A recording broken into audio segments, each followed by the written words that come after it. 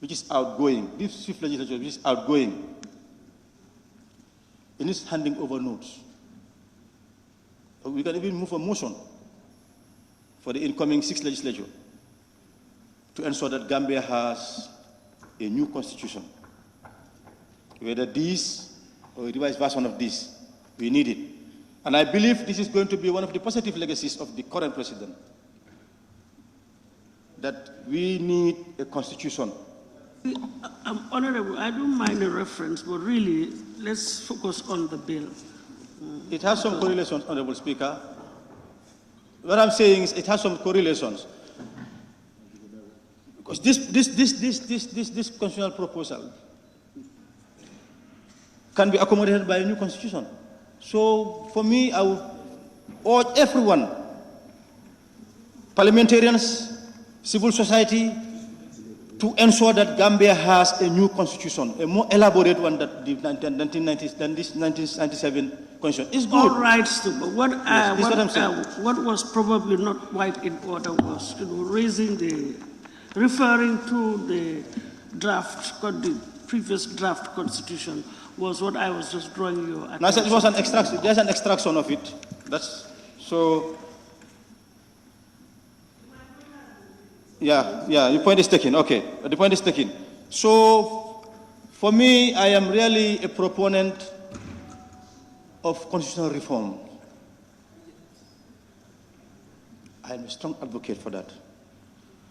But to say that as chair of the Select Committee on Women, I am in full support of the empowerment of women, whatever form that it takes. There's evidence of our commitment to that as a committee. We have promoted so many bills that are jet towards that direction, and it can be attested to by the Honorable Minister that women should be factored in everything that we do. But I just want to remind everybody that it should not be symbolism. We want to empower them for empowerment's sake, so that they will continue adding value. They have been adding value. It's just not something that is recognized. So it has to be recognized. I think it is towards that direction that constitutional amendments are made to make it obligatory on society to recognize this and then empower them in terms of representation. So on that note, I want to take my seat, Honorable Speaker. Thank you. Yes, thank you very much. Nominated Member Samusa. Thank you, Honorable Speaker, for giving me the floor to add my voice to the previous speakers. Honorable Speaker, I first of all thank the Honorable Member for Banjul South for coming up with this bill. As saying goes, nothing is never less than ever. Madam Speaker, definitely I lend my support. I support this bill.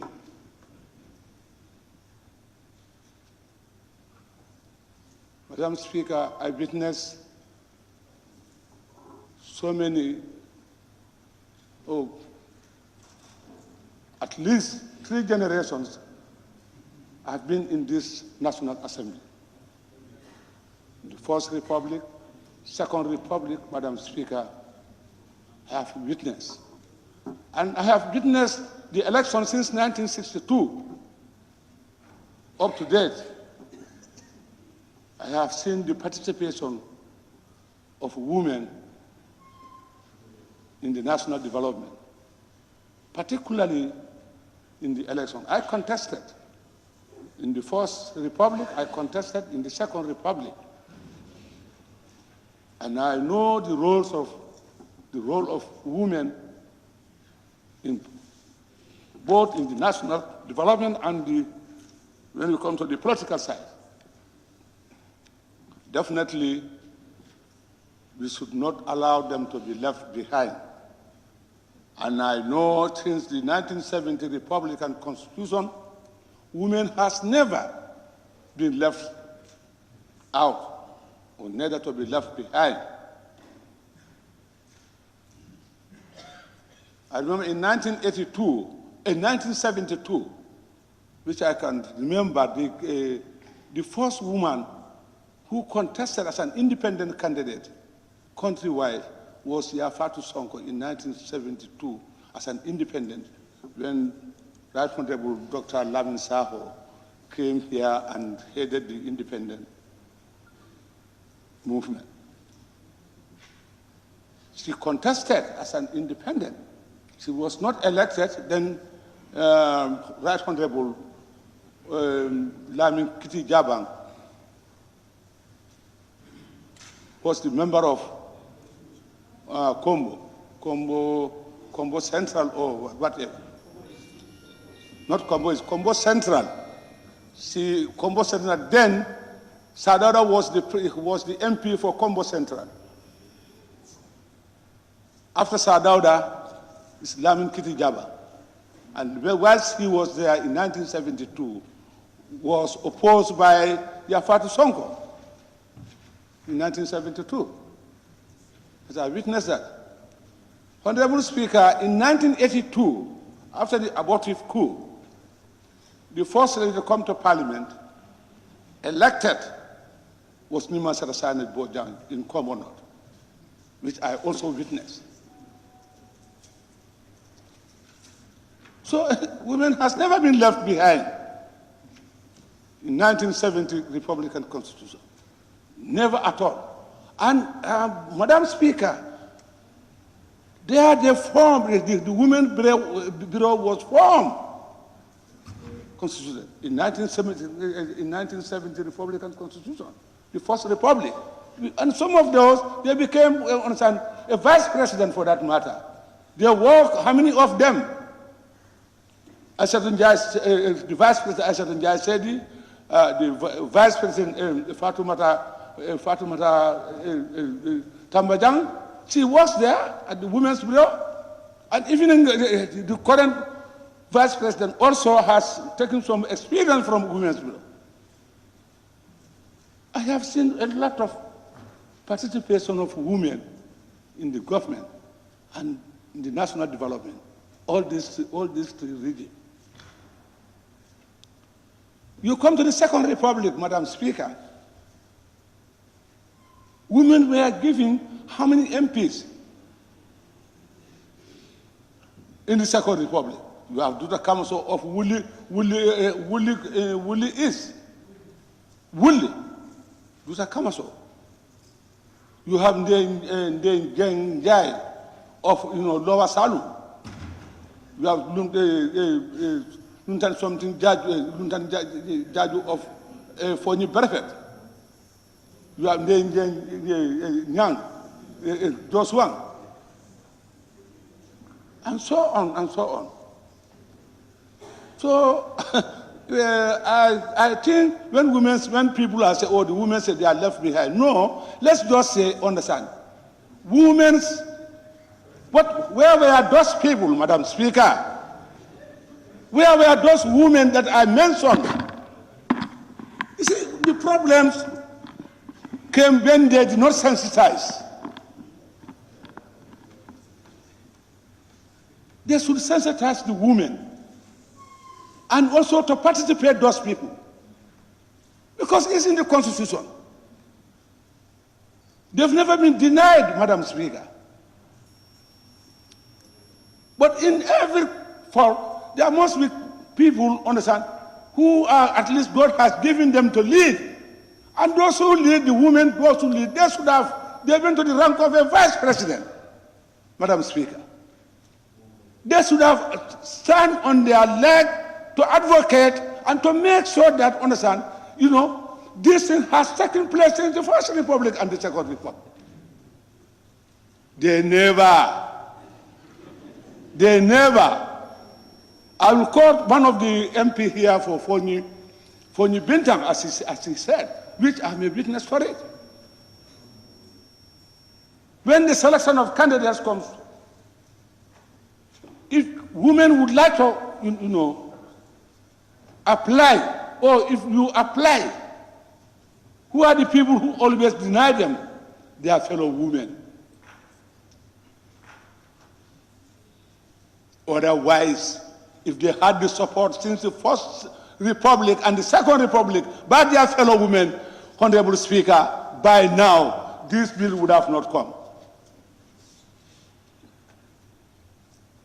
Because they have the opportunity to become a vice president in the Second Republic. In the Third Republic, they have the opportunity to become a vice president, Madam Speaker.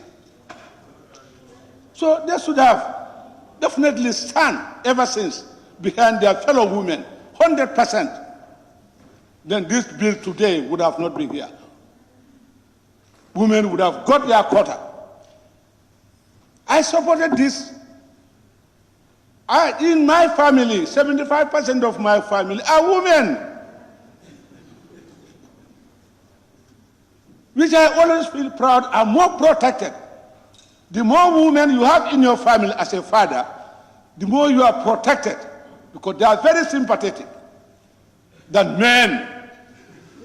You young people, you'll come to the age. I know what I'm saying. When I look at them, I know who sympathize with me is women. The more women you have in your family, the more you feel comfortable and protected. They will sympathize you. Even if you are penniless, they will hustle and make sure that even if you want to put on something, you want to dress well, even if you dress, when it's not in order, they will call your attention. So I always feel proud, anything that comes on the side of women, Madam Speaker. So I don't think there should be any much thing, any controversial in this bill, except just let it take its course, the normal procedure. Parliament is a procedure. We all want it, all the parliament, at least if not all, but I'm sure 75% of the assembly here, definitely we are all adhere to this bill. But let it take, it's a process. It's a process. How many bills have, even the mover herself knows how many bills she's been advocating for us to refer the bill. Like, this bill is not an exceptional to that bill. So when it comes, we go through the normal process. That's no problem. The mover has been asking for reference of bills. So I don't think it will be something new to have when it comes to this bill. On that note, Madam Speaker, I beg to move. Thank you, Honorable Deputy Speaker.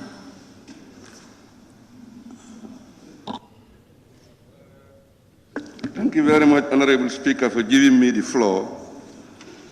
Honorable Speaker, let me use this opportunity to thank the mover of this bill for the good move.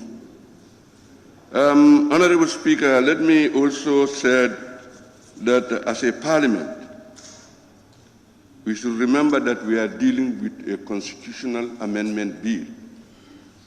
The Constitution is the supreme law of the land. And whatever we are doing with the Constitution, we have to be very careful, extremely careful.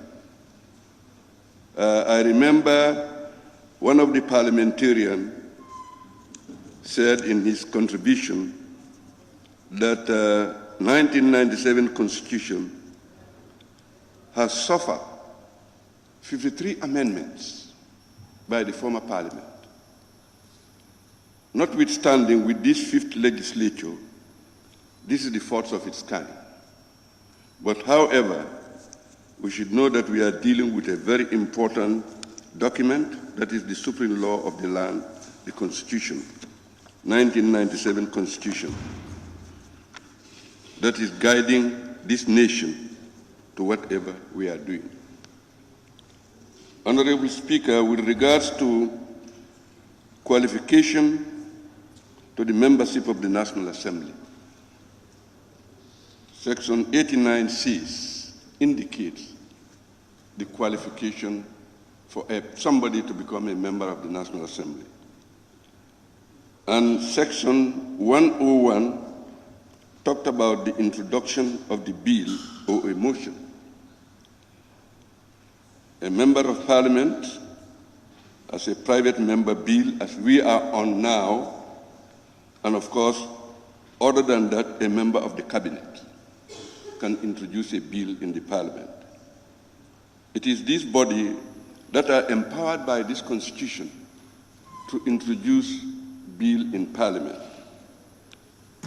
Madam Speaker, the participation of women in our politics or party politics, Madam Speaker, I think it's a gradual process. It's a gradual process. It cannot be automatic because we as a nation, we have to change our mindset over the issues. Mindset is very important. If a woman is nominated or selected by a political party, if fully endorsed by the women in that particular constituency, she will not have any problem. Automatically, she will win the election. But the mindset has to be key. If a woman is nominated or selected by a political party, it is the very women themselves that will start to castigate that woman and saying all sorts of bad things about that woman. That makes the women of this country to be afraid to coming into the parliament. Because we have capable women, able women that can represent their constituencies, participated in the debate effectively. But because of these issues, that makes women not to come out and participate in party politics. But as I said, it's a gradual process, Madam Speaker. I think with this coming parliamentary election, we will see the difference. Most women in this country now has this courage, and they are determined to put their applications to their respective political parties for candidature, for the party to select them. So it's a gradual process, but it's a new development, and I think women are coming. Not with nomination, but of course, facing ballot box. This which I believe I should congratulate them, those women who have the courage and foresight to prepare to face the ballot box. Madam Speaker, as I said earlier on, we are not dealing with an ordinary bill. The bill is about constitutional amendment, 1997 Constitution. So anything about the Constitution, which is the supreme law of this land, whatever we want to do, we have to be extremely careful because it's the Constitution of the country. This is the document that is governing the country. So we should have not have this document before us now if only things were rightly done, as the honorable member for Sami made mention that of the past draft constitution. But unfortunately, the way it goes, that is history.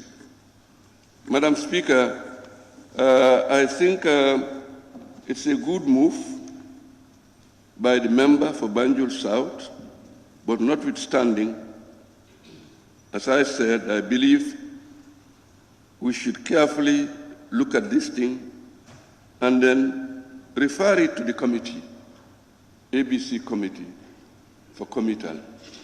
That's my contribution. I thank you for giving me the floor. Thank you. Thank you very much, Honorable Member for Olyundum.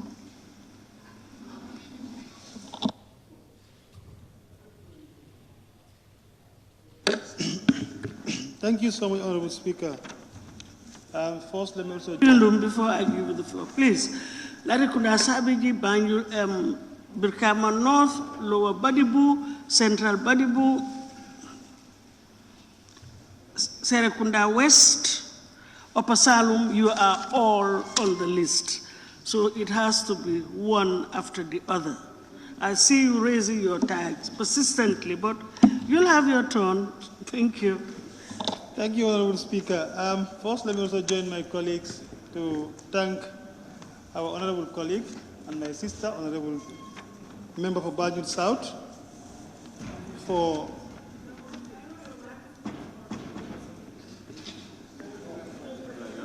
I have to go down. Don't land. Okay. I said I joined my colleague to thank our colleague, Honorable Member for Banjul South, for the laudable initiative introducing this private member bill. And I also want to thank all the donors who supported her in making sure that a bill is drafted for the constitutional amendment 1997.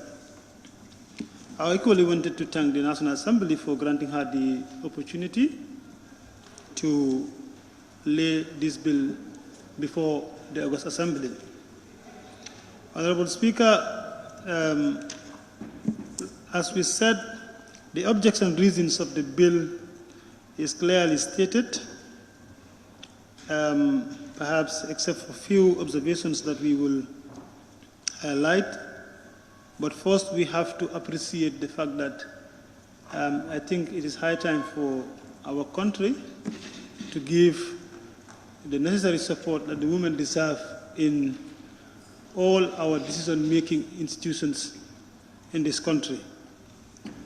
In politics, everywhere you go, you find women following men in terms of, the support they need to be elected and to represent the people in parliament, at the local government councils, and other areas in government appointed positions.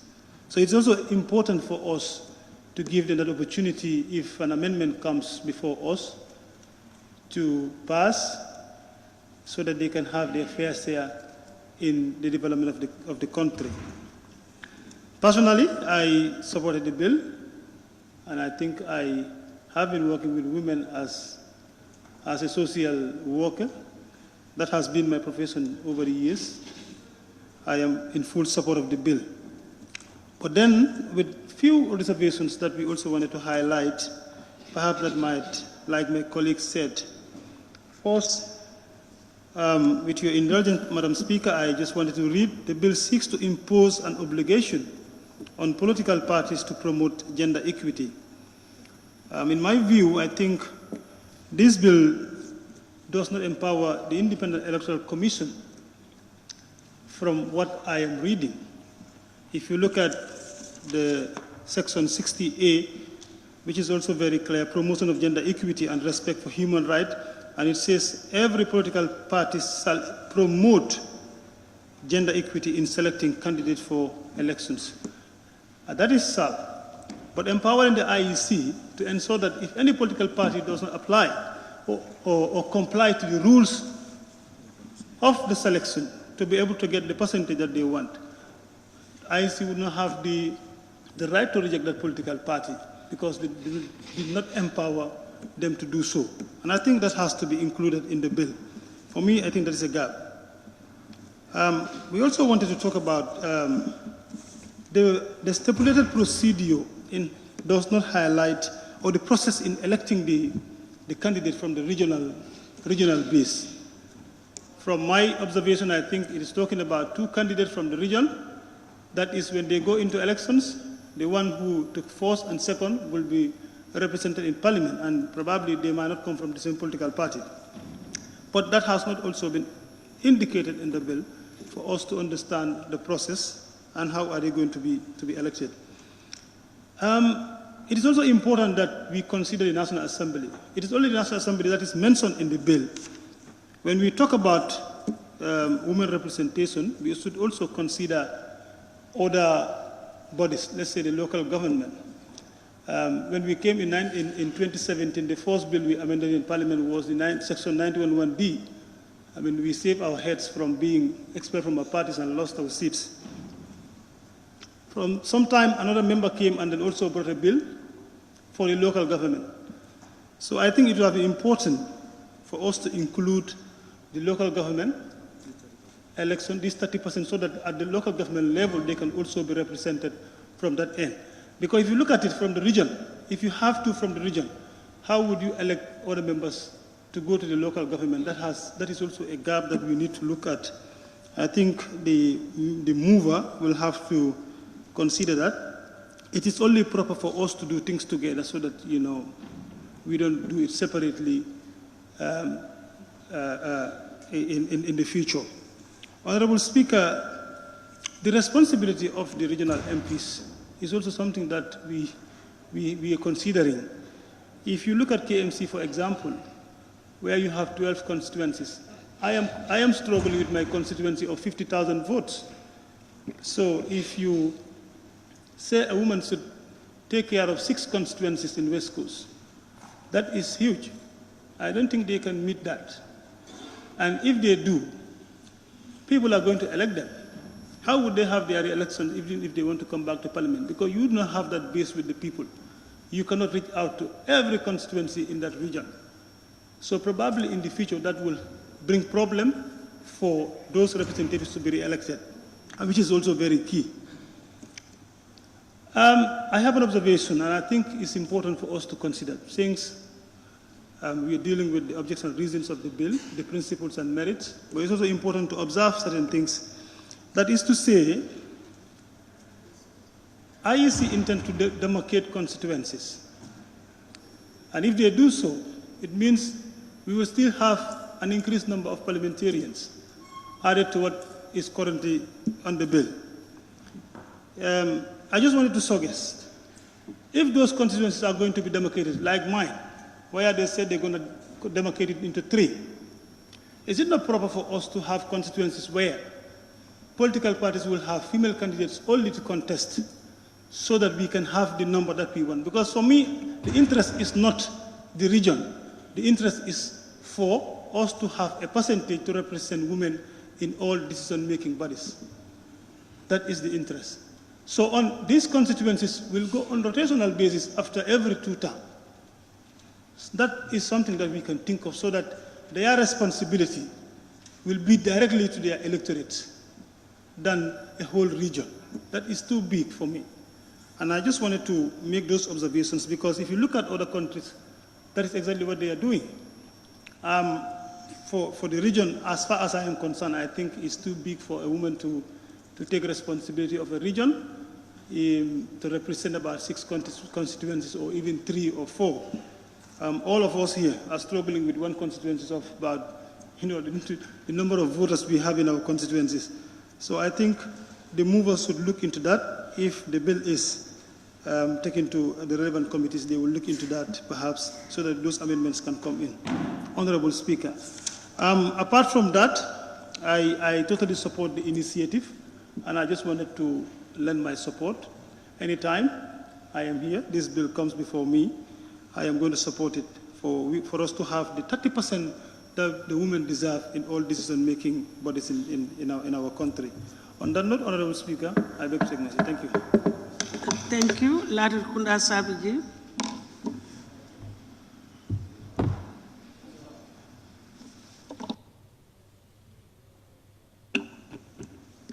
Thank you, Honorable Speaker, for giving me the floor. Let me also join my colleague to thank the mover of the motion. That's Honorable Member from Banjul South.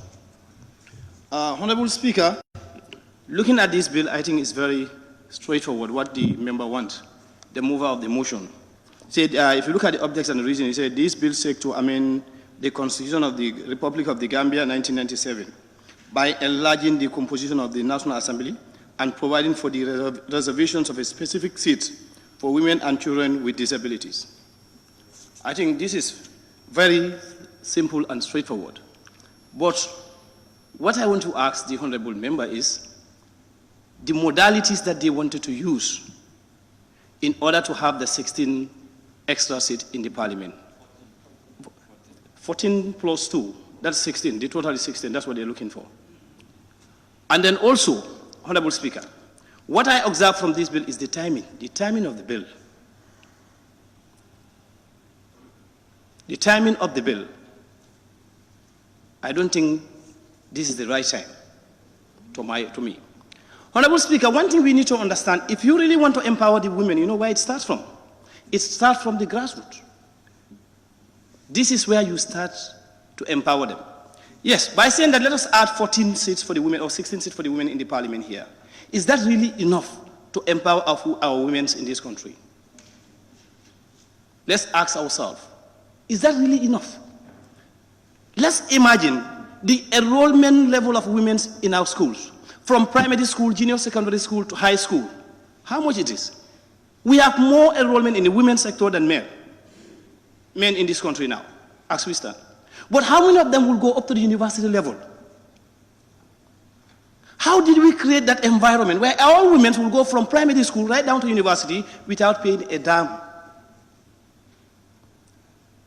I think this should have been our first step in empowering the women. We have lady councillors all over. Almost every constituency of this country have a lady councillor that is representing them. Are they really empowered? Let's ask ourselves. You know, let's stop saying that, yes, we all political parties have a women mobilizers here and there. Yes, we know they all have a women mobilizers. You know, as a National Assembly members, you are judged by what you did for your people for the past 5 years. Not by standing here today and say that I'm supporting this, I'm not supporting this, then people will vote for me. No, that is wrong. Let us be bold enough and then advise each other the truth. We have served this parliament for 5 good years. What is the budget allocated to Minister of Women, Children and Social Gender, Children and Social Welfare? Did we give them enough to empower them? Let's ask ourselves. Our local governments, did we empower them enough for them also to empower our women?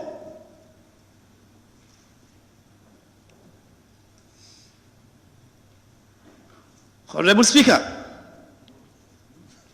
Honorable Sekumaro will always support a women empowerment in this country, through bills or whatsoever, when they are progressive. Honorable Speaker, I have a wife. I have 3 kids. 2 of my kids are women. They are girls. 2 of my children are girls. So you want to tell me that Honorable Sekumaro don't want a future for those 2 kids? No, that is out of it.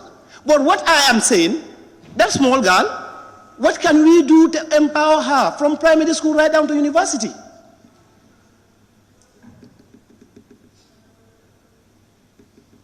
I think this is what we should be talking about today. That is it. Let's talk about that. And also when we talk about, you know, we need to have people that should be nominated, like the 2 nominations. I have traveled to China. What they are doing is that every cooperative society, for instance, the Farmers Association will have a representative in parliament. The Women Association will have a representative in parliament. The disabled will have a representative in parliament. The fishermen will have a representative in the parliament. The business community will have a representative in parliament. In that way, the problem that we are having right now, you know, we will easily have a solution to it. And then Gambia Teachers Union also have a representative that will be here. It's not Honorable, like say, Honorable Sekuba Joju, who is a runaway teacher. Honorable Busumbala, who is a runaway teacher.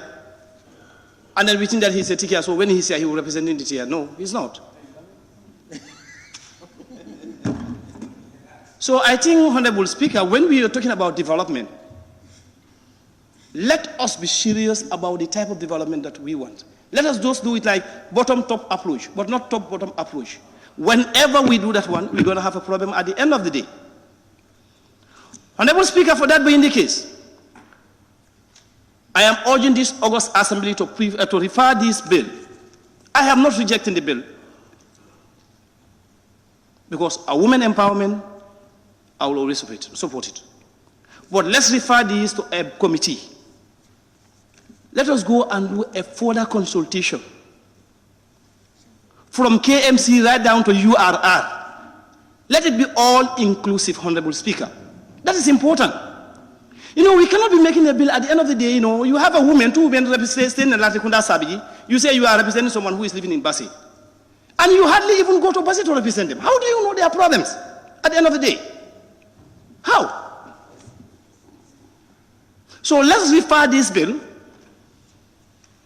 to a committee and we open for a further consultation. In that way, people will come over and then add something to this. And it will make it a better bill.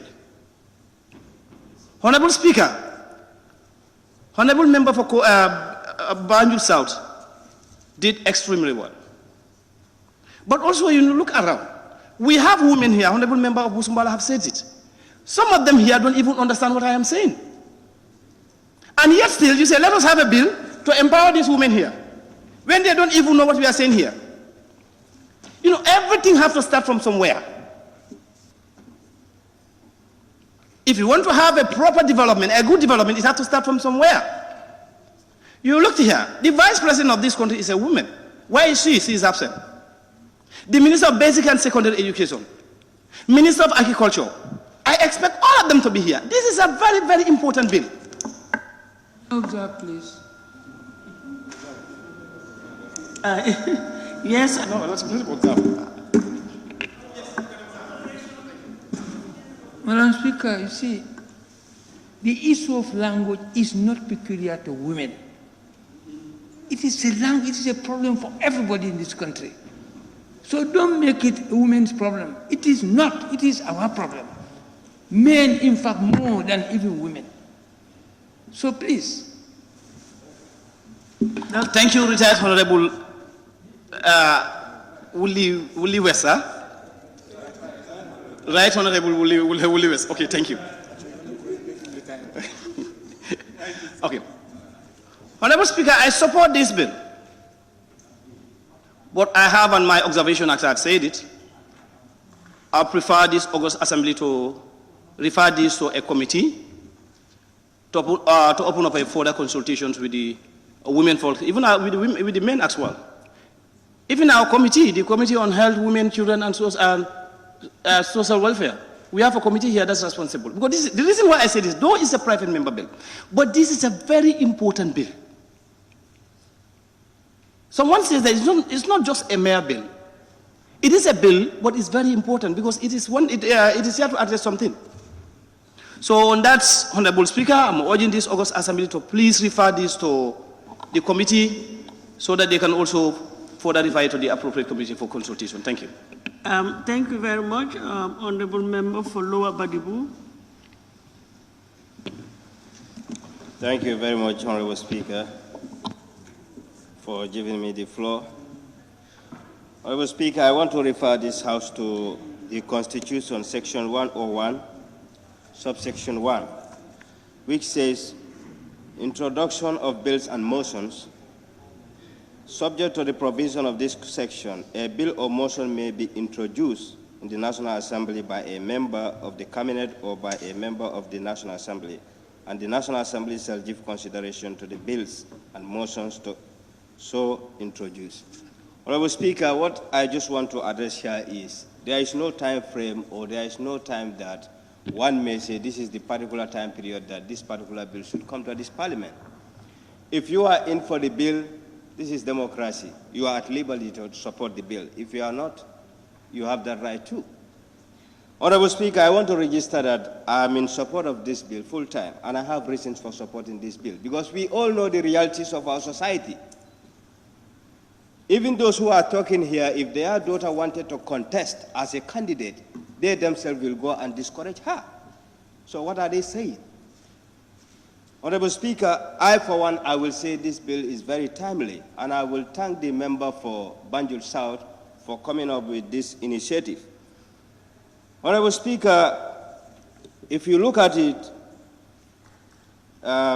we have a constitution as a country, and having that constitution doesn't deter us from having other acts.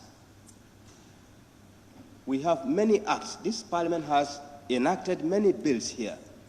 an act.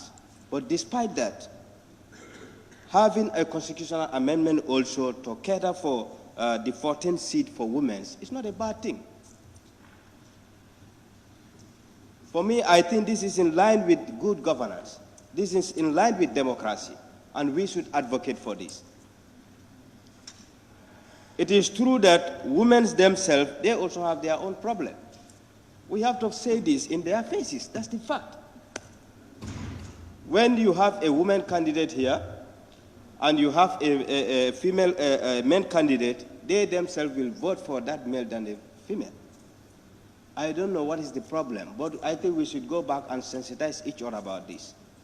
They themselves have a problem, and we have to tell this problem to the women for them to understand this. Honorable Speaker, when you talk about empowerment, my friend, the member for Latrikunda, said something here which is very true. Let's examine ourselves. How much did we cater in the budget for the Ministry of Women Affairs? How much compared to other ministries? Are we ready as a nation to empower our women? My question is no. That's the answer to my question. We are not ready. We are just talking about women empowerment. Each of the National Assembly members here, those who wanted to contest again, all what they wrote on their flyers is that children and women empowerment. But that's not the reality. It is not in you. It is not in you. So whom are you empowering? Whom are you empowering? So I believe we should thank the member for Banjul South for coming up with this initiative once again. Honorable Speaker, I am in support of this bill, 100%, and I will give my blessing to it at any given time. Thank you. Thank you very much. Honorable member for Upper Salum.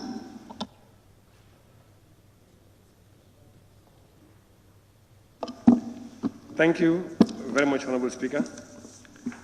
And thank you very much, the member for Banjul South, for bringing in such an important bill in the life of this legislature.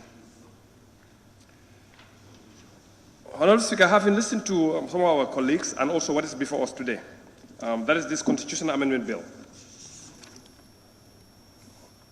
I think it's very important for us to try to separate two things. This bill is not about a discriminatory laws or trying to fix something that's discriminatory in itself. What it intends to do is to bring equity, and we need to understand that. If you look at globally what is actually happening, that's in the executive, in the parliaments, and also in the judiciary. The participation of women, and that's what it actually intends to fix, the participation of women in our politics. Now, I know we've received a lot of calls, a lot of messages about this is discrimination, because they're saying that this particular bill is discriminatory in its form, which I tend to differ. Because if you're going to talk about discrimination in our own laws of the Gambia here, which is the 1997 Constitution, it's saying for you to vote, you must be 18 years, right? And for you to be in this parliament, how old do you have to be? 21. Who says that somebody who's 21 years old can do better than somebody that's 18 years old? What research actually has shown that? So if we are talking about discrimination in the first place, let's look at actually what actually has preceded over this first. If you go to voting for the president itself, you have 18 years to vote, but to be the president of this country, you have to be at least 30 years. And we are saying that is okay. There's no discrimination in that. Then we continue further. Since independence in this country here, all the government schools, government offices, how easy is it for somebody who is physically challenged to have access to those offices? But we are okay with that. No discrimination. Let's call a spade a spade. If we are going to talk about discrimination, there are other issues that we actually have within us that we can point out and say, this is discriminatory. not this particular one. What this intends to do is to help bring equity in our parliaments, in our national parliaments. That's all it actually intends to do. Honorable Speaker, I can go back to just give a brief historical perspective across the world. That is women in the executive government. Research actually has shown, as of last year, September, that there are 26 women serving heads of state and or government in 24 countries. But just 10 countries actually have a woman head of state and 13 countries have a woman head of government. That is the executive. Then if you go to the national parliaments, only 25% of national parliaments actually are women, up from 11%. That is in 1995. Women actually has improved from 11 to 25 in 1995. But a further 19 countries actually have reached or surpassed the 40% mark in the parliaments. But the biggest revelation is how were they able to get that? So more than 2/3 of these countries actually have applied gender quotas to be able to achieve this, which means 2/3 of those countries that actually have achieved 40% or more representation in parliament have done that through women quotas.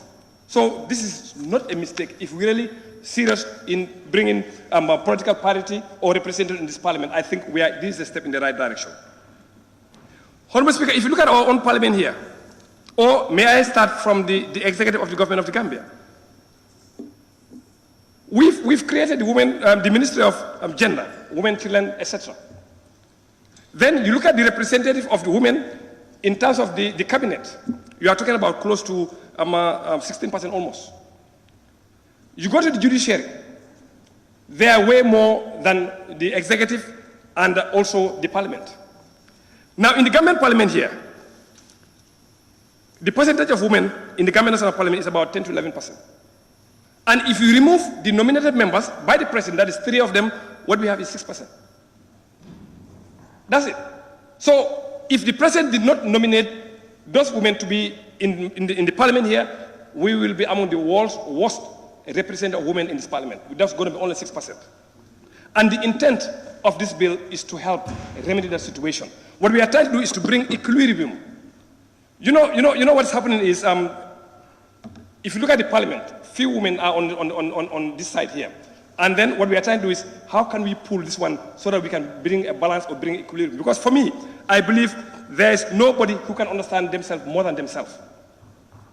I believe that. So if you really want the women or the persons living with disability, for them to be on the table, you see, there cannot be a menu on the table. They must be on the table and look at the menu, choose what is best for themselves, and then we can move forward as a country.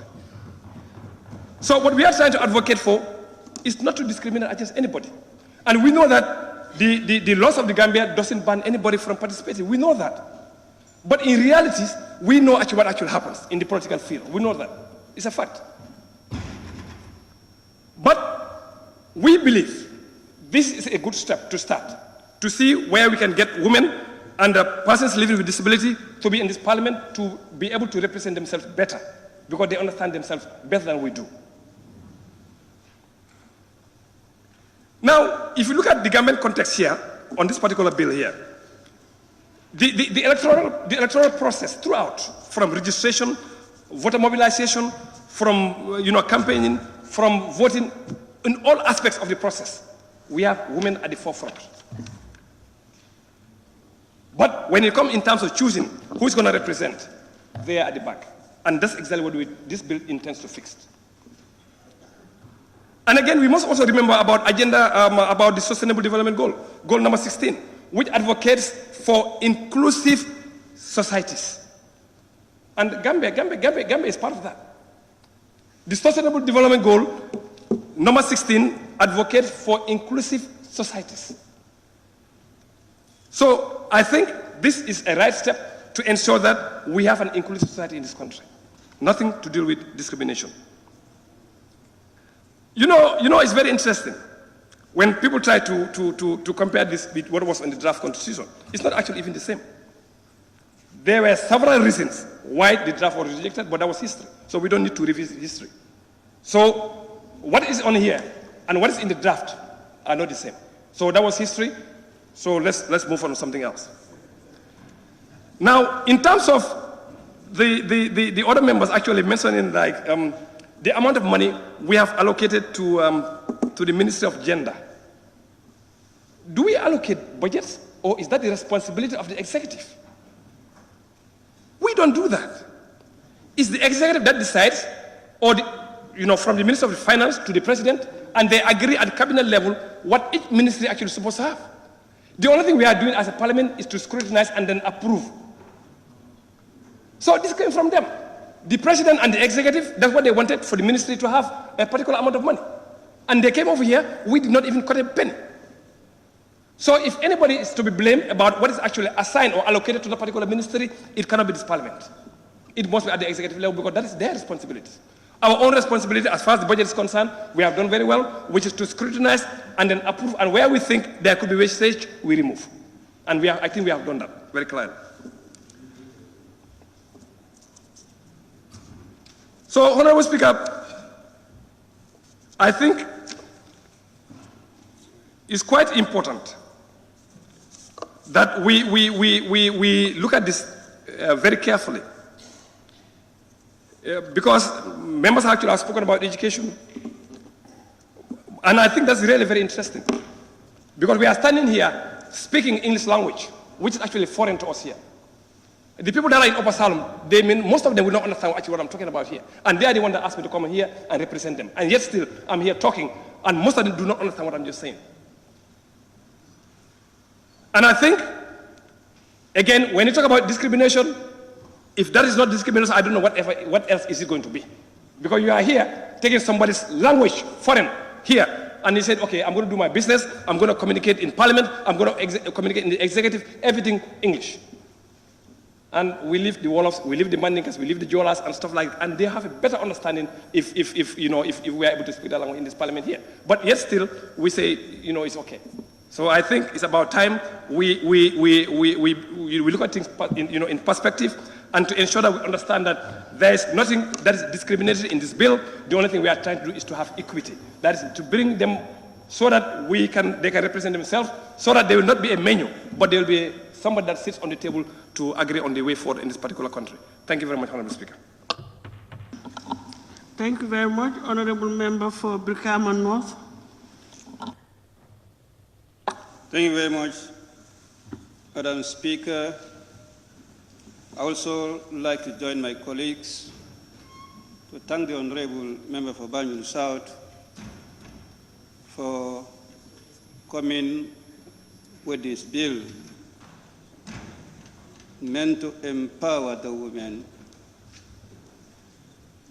to encourage, not to increase their participation politically in terms of representation.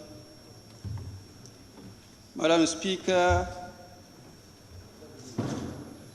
as rightly recalled in the object and reason, that the bill is seek to enlarge the composition of the membership of the National Assembly by doing that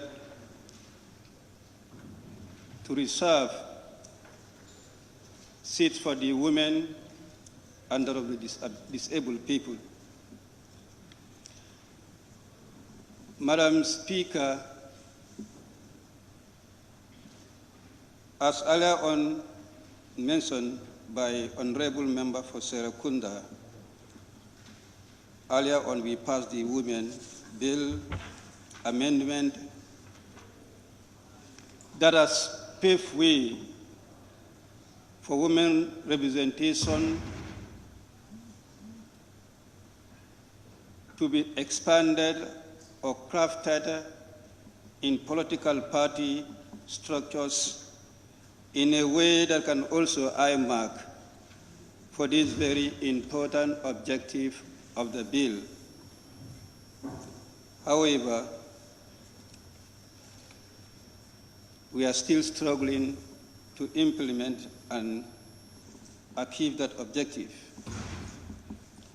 I will take my party as an example. we crafted our constitution in a way automatically in the national executive of the party. 8 are automatic members by virtue of positions of the structure of the women's wing, where 4 represent them in the national executive, and in the youth wing, 4 represent the female wing in the national executive.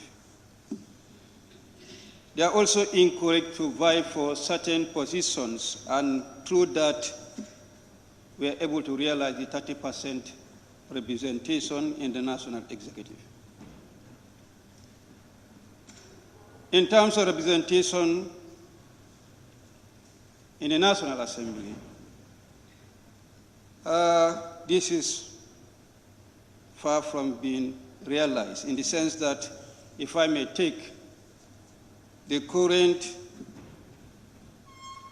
statistics on interest to vie for position in the National Assembly, 87, so interest for party selection, out of which only 6 are female. And out of the 6, 4 confirmed and 2 are yet to be confirmed. That will represent roughly 6% of the total number that show interest. A bill of this nature, I think, will come to help in trying to narrow that gap and do the encouragement for the women participation or representation in the National Assembly to be increased as the objects call for. Madam Speaker, however, the objects and reasons stated, this is also part of the proposal in the draft constitution. One will say the draft constitution, I will not call that put in the dustbin per se, is now subject to piecemeal introduction. I welcome the move when the President in his inaugural speech made a commitment for the reintroduction of the draft constitution. And obviously,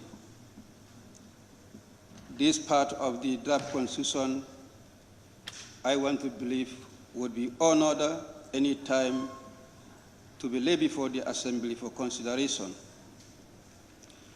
Madam Speaker,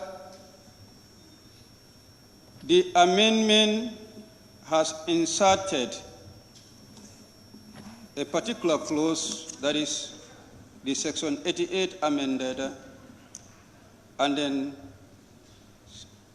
1A inserted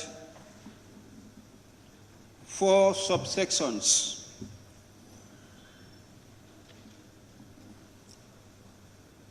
The initial sections under 88A and B, it appears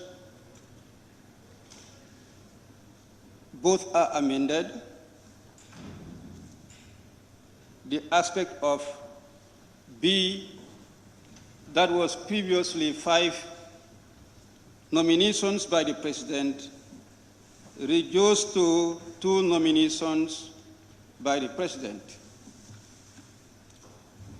The principle of the draft constitution is in a way that has done away with the amendments by the President. It is of interest to see this one that strives to make reference to the draft constitution entertaining the introduction of the amendment by the President. Technically, it appears to be the situation where, if not considered, we may find ourselves in, taking into consideration Section 93(1) that calls for the appointment of the Speaker and the Deputy Speaker from the nominated members. And I would like the Honorable Mover of the motion to dilate on that, the rationale of introducing that amendment, nomination of the nominated members by the President in this bill. Is it to address the issue of Section 93(1) of the Constitution regarding the appointment of the Speaker and the Deputy Speaker? Furthermore, Madam Speaker, the reservation of 14 seats for women in the National Assembly, I would also like the mover of the motion to dilate on the modality of that election, whether it's going to be partisan or it will be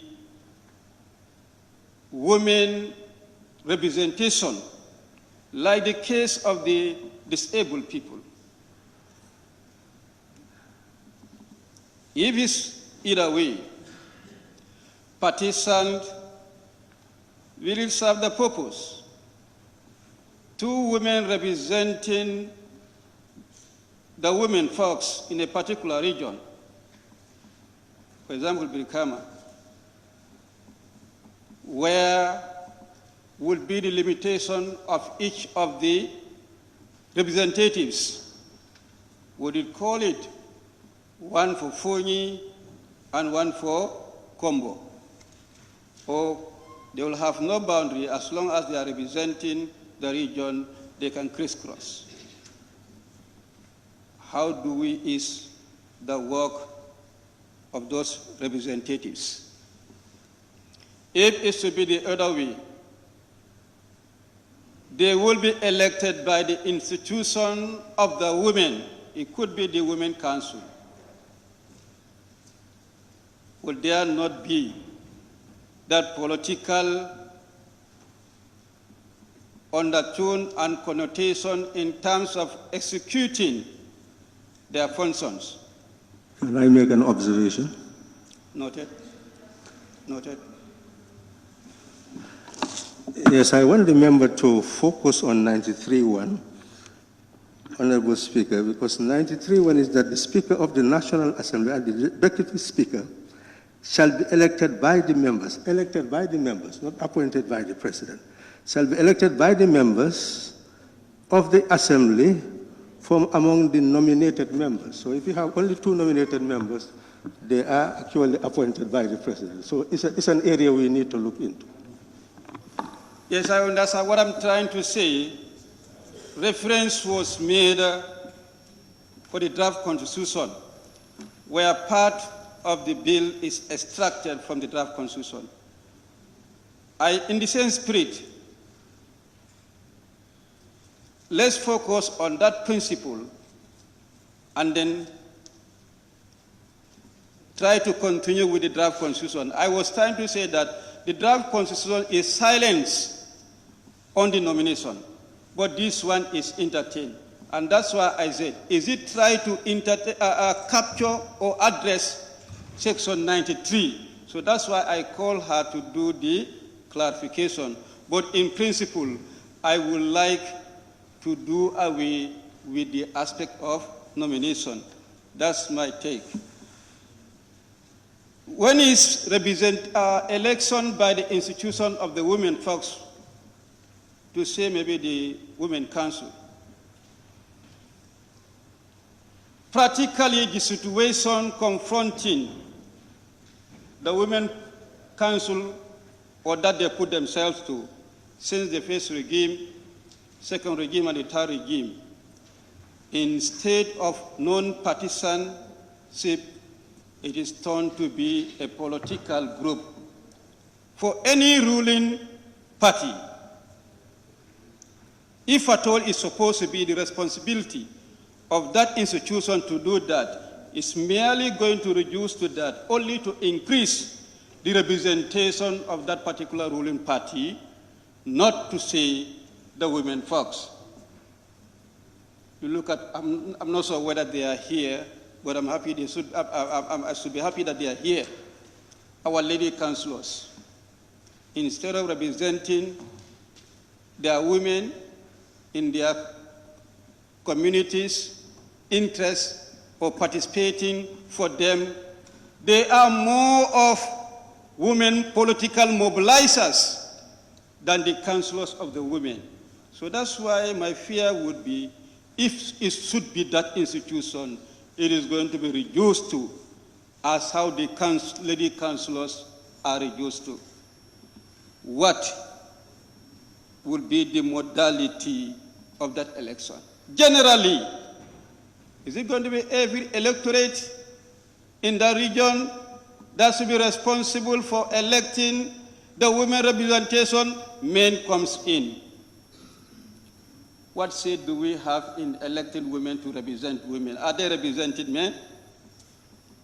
Look at that and then try to explain a concern for the modality of electing the 14 representatives.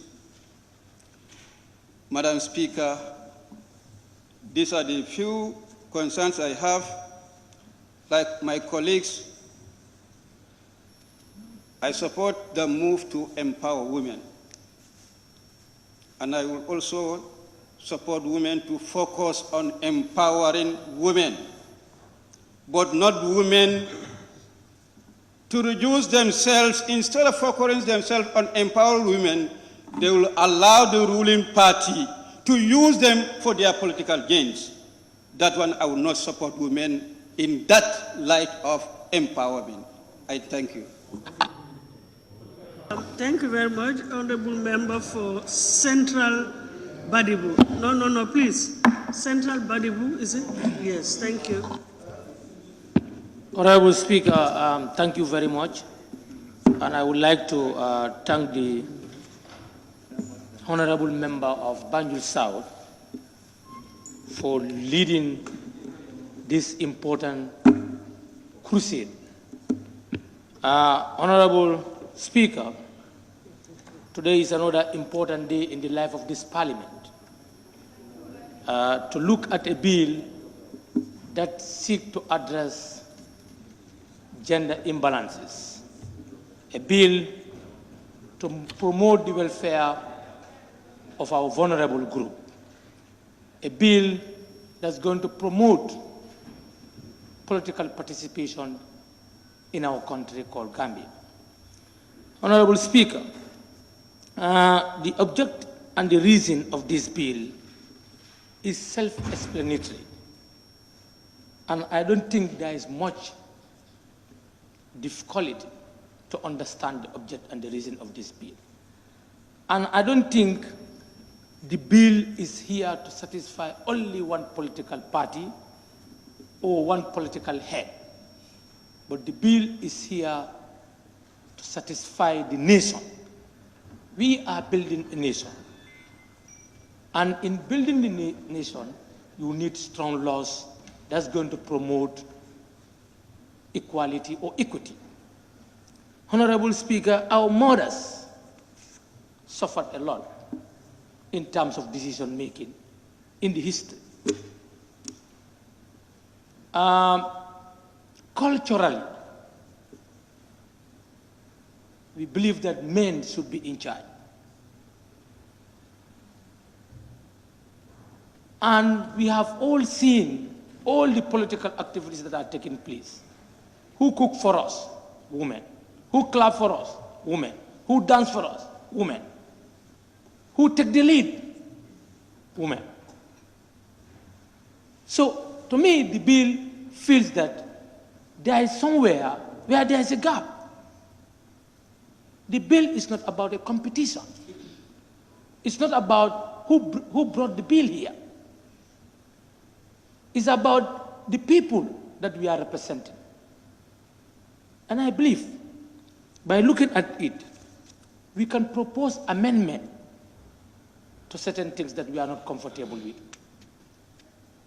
But I believe the bill is in fact late. Hadn't been the constitution, the draft constitution passed or passes through here, we will not talk about this bill. But now we feel that this vulnerable group need to be considered. And, we are not saying that we are going to nominate 14 or 16 people. It's about election. It's about election. And if you are elected into the position, you abuse it, you will meet your people when you go for the second time. So if you want, misrepresent your people if you have an opportunity. But one day you will be accountable to them. We will not advise anybody to do that. You know what is good for you and what is bad for you. So I think the purpose here is we look at how are we going to conduct these elections. Are they going to be party ticket? Are they going to be what? We need the mover of the motion or the honorable member of Banjul South need to explain to us the others so that we'll be cleared out. But we have to be very mindful of the rumor that circulates us. We are entrusted with a responsibility to steer the wheel of this development. I'm not going to be part of people who are not ready to make history for this country, who are not ready to champion the cause of women in this country. I'm not going to be part of that history. I want my last daughter, not my last daughter per se, but the last child that I have now, Fatou, to remember me, to be part of this history, to make a law for women who will participate in our democracy. If I fail to give my blessing to it, Fatou will one day hold me by a neck, and history will never forgive me. So, honorable members, let's look at the first page of the bill, the short title and the commencement. Whether is it possible to have it in 2022? That's a point that we need to look at. You understand? Whether all that we want to see, whether is it possible for these women to participate in the forthcoming election? If it is not possible, then there is need for an amendment. Honorable Speaker, looking at the nomination. Nomination is not bad in the case of Honorable Nde Yasin Seka, in the case of Honorable Mariam Jagdendi, but to some people it's worse. It's killing our progress. Some people are wrongly nominated.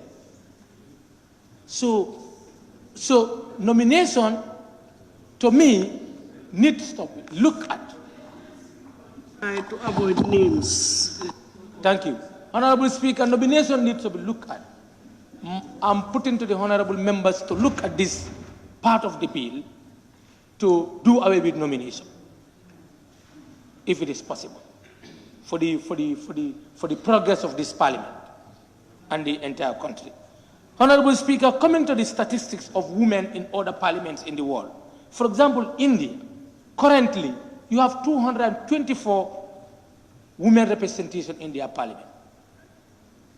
Coming to Uganda, women hold 46 of local government, 33% of the parliamentary seat, and 43% of the cabinet. You go to Kenya, 75 women, almost 21% in their parliament. I think this is a way of trying to see that we also have more women representation in the parliament. Besides, it's more of an affirmative action that we are going to make. With time, if we feel that, or the people who are coming after us feel that women are more empowered, now we have more representation, they can change the law. They have the right to make any changes that they want. Because if you look at the development of women, first we heard of women in development, women and development. And now we have gender and development. So the world is moving. If the world moves, Gambia need to move. So, Honorable Speaker, I don't think we have a difficult task ahead of us, but we need to look at it to structure it in a way that its implementation will not be a problem. I thank the Honorable Member for taking the giant step, the courage, with the support of all the members of this House, particularly the Health Committee and the Women Caucus. I happen to be in the Women Health Committee, and as the chair alluded, we need to give our blessing to it, because this was what we have been yearning for, championing for.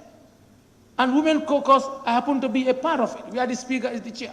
We have been talking about this 2 years ago. So if it comes now, I think all your concerns are well noted. We have to look at it to see how best it could be implemented. But let us not try to promote misinformation about the bill. Misinformation is a cankerworm that is killing our society. Thank you. Serekunda West. Thank you very much, Madam Speaker. I would begin my intervention by commending our dear colleague for bringing this bill. I have a few questions for the mover to give me some clarifications. And the first question is, they're asking for representation that is 2 per region. And always what comes to my mind is, you know, these regions have constituencies. If you take KM region, for example, there are 7 constituencies. Now, if 2 are to be elected from that region, what is their constituency? And how is the work of those 2 be related to the 7 elected members of the parliament? So for me, that's a kind of duplication. And also, I also want to be informed as to how are they going to be elected? Like some members alluded to. Is it going to be on independent ticket, or are they going to be elected on partisan tickets? I think what should have been done is this bill should be referred to the ABC so that it is committed to a relevant committee to properly look and scrutinize the bill. We are making a law, and we shouldn't just rush over. In fact, left to me alone, there is no need to rush. We are almost at the end of this 5th legislature. This could have waited until the 6th legislature, but there is no harm in bringing it, at least since, as some of my colleagues said, it will be a credit to this August Assembly to have at least 3 private member bills presented before us. And I agree to some of my colleagues who said we already have an act that is giving the women folk 30%. So why this one? Again, there's another duplication. Where I will conclude is, I don't think there is a need for us to waste our resources and our energy. Since the president of this republic, after his victory, said he is going to bring back the draft constitution that was thrown away. And this particular thing that we are yearning for is already in that draft constitution. If he will keep that promise, then there is no reason for us to rush over this. We wait for him to bring the constitution back in the next legislature, and then our women folk will be happy. We can't hate ourselves. Women are part and parcel of us. We are part and parcel of them. So we can't hate ourselves. Nobody would say no to this. But it's already there in the Women's Act, in the draft constitution. So we have all goodwill gesture to our women folk.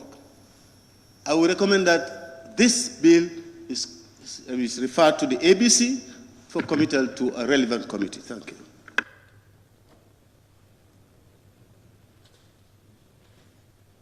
Thank you very much. Honorable members, that was all I had on my list. I stand to be corrected. Did I omit anybody? Any honorable member? No? Okay. Thank you very much. May I now call on the honorable member for Banjul South, who's the mover, to respond to the issues that have been raised by honorable members and to wind up the debate. Thank you.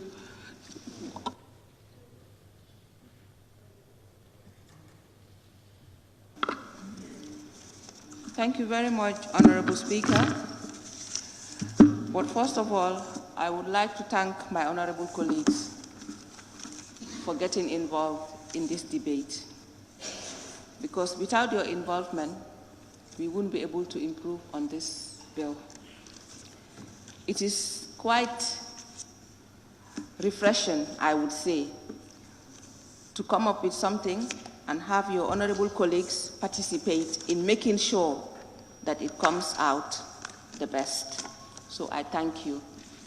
I think I can't see the honorable minister because she was here also. I would also like to thank her for making sure that he came to witness something that relates to her ministry.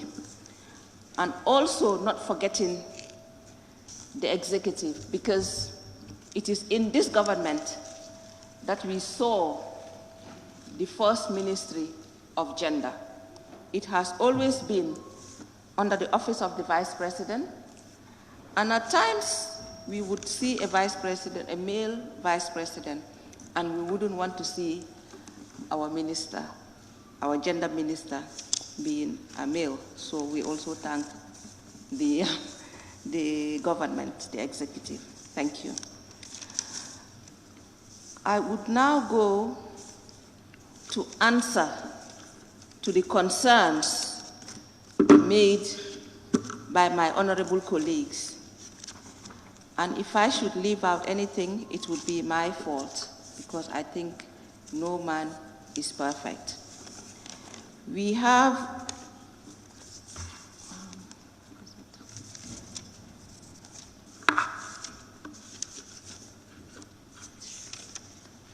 a total of 28 members participate in this debate. The first member who seconded the motion, Le Yasin,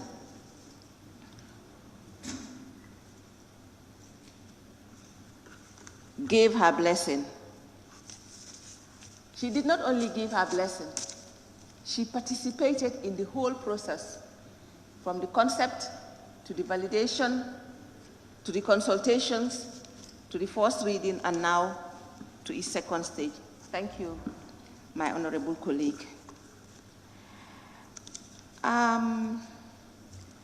Honorable member for Lower Salum did mention about the timing of the bill and the effects it would have in these coming elections. If we go back to our Constitution, and if we also look at our guide in this August Assembly, which is the standing orders, there is no such thing as timing, when to present a bill and when not to present a bill. But we have processes that we go through for bills to pass, and I assume that all honorable members know and understand the processes to pass a bill. We are in the second stage, which asks for us to talk about the principles and the objects of this bill, which we have done. And to my honest opinion, we have done justice to that. But I should also bring to the attention of the honorable member that this bill, even if it comes into law, might not take effect in this coming April elections. because there are reservations in our constitution which states that nothing can come into effect within the 6 months, less than 6 months of it being amended. So elections. So I would confirm to him that it might not, but that also depends on this August Assembly, because we can come with reservations like Honorable Member for Woolly West mentioned in his contributions. He also mentioned about the demarcation of constituencies and how this will affect the bill. We already have 53 constituencies, and it is not going to touch those constituencies. As it clearly states, it will be by region. 2 persons, 14 women, 2 elected from each administrative area. And that is clearly stated. Those administrative areas are already within our laws. We already have them. So there would be no need for further demarcations of any of our constituencies, which we already have. And I'll thank that member for bringing up that question, because it needs clarification. Everybody was concerned about it having effect in these April elections, also considering that it would have incurred cost and budgets have already been passed. So be rest assured, Honorable Member, that it will not take effect. Honorable Member for Banjul Central mentioned quota systems as they occur in other countries. And I would appeal to this August Assembly to consider that countries with quotas have more female representation, and hence their development are more advanced. Senegal, for example, they have affirmative action, and they have 44% of female representation in their parliament, and we have seen their level of development.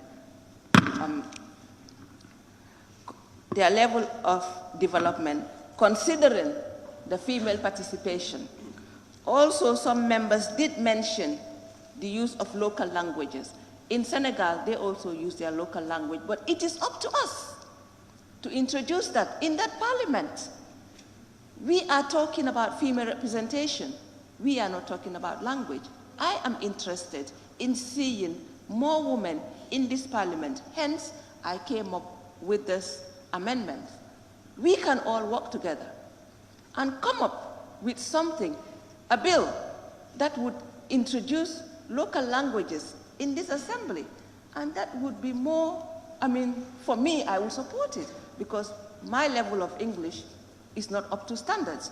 If I were to speak Fulani or Wolof or Mandinka, probably I would have been able to express myself much more, and probably more people would understand what I'm saying. So it is not something that cannot be done. Woolly West made emphasis on the difficulties women face in participating. He emphasized what we all know in the Constitution, the equality. That is clearly given. But then equality and equity are completely different. I am me. If we go anywhere in the market, we are all Gambians. But our pockets might be different. That is where equity comes in. I might have $10 as compared to your $40. So when we go to the market, you have more bargaining powers than I do. And that is where we are coming in. We are not saying that we are not equal. Of course, we are all equal in the eyes of the law. But we need to look at the equity, and there is need for us to address this to ensure that the equity gap, it cannot be closed, of course, but it is reduced. And that is where we are coming from. And like he said, women are more prominent in politics and even outside of politics. There is no politics in the market, but you find more women selling in the market. And like he said, we need to include them in society because it is fundamental for change.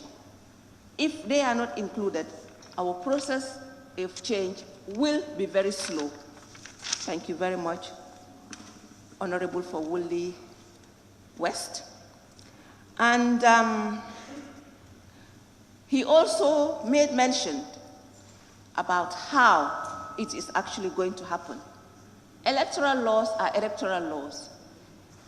Our Constitution gives us the qualification of members, but it doesn't state how and who is going to apply. I came here under the ticket of a political party.